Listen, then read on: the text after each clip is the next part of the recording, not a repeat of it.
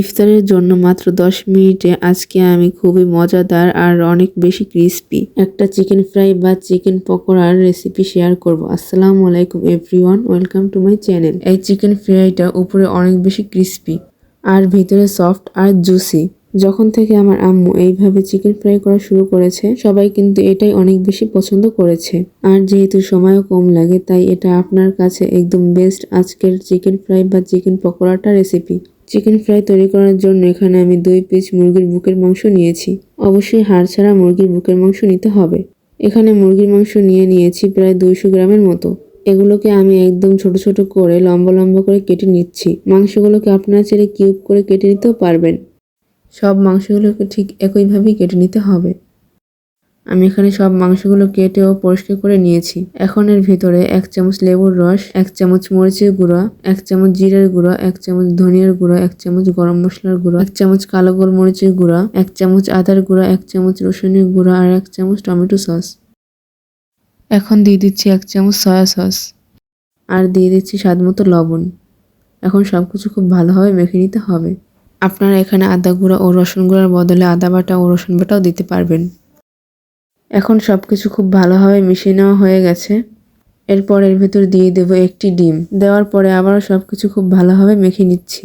এখন কিন্তু চাইলে বা আপনাদের হাতে সময় থাকলে এগুলোকে রেস্টে রেখে দিতে পারেন।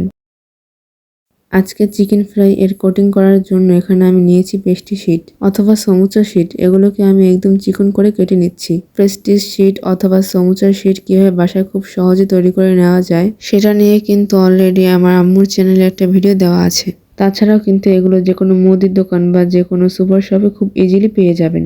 এই যে কেটে নেওয়ার পর এখন এগুলো এরকম হয়েছে। এবার মশলা মাখিয়ে রাখা চিকেন থেকে একটি পিস নিয়ে নেব আর এই কুচি করে রাখা পেস্ট্রি শিটের উপর রাখবো। ব্রেড ক্রাম্বস দিয়ে আমরা ঠিক যেভাবে কোটিংটা করি, এই কোটিংটাও কিন্তু সেভাবেই করে নিতে হবে।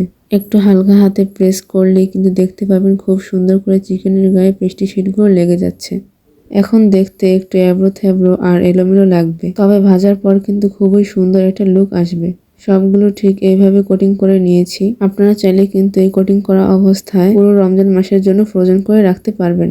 সবগুলো কোটিং করা হয়ে গেছে। এখন এগুলো আমি ভেজে নিব। চুলায় একটি প্যানে পরিমাণ মতো তেল দিয়ে গরম করে নিয়েছি। এবার এই গরম তেলে এগুলো দিয়ে দিয়েছি।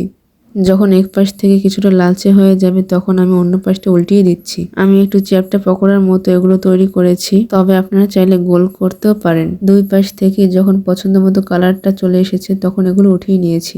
ঠিক একইভাবে করে সব পকোড়াগুলো ভেজে নিব।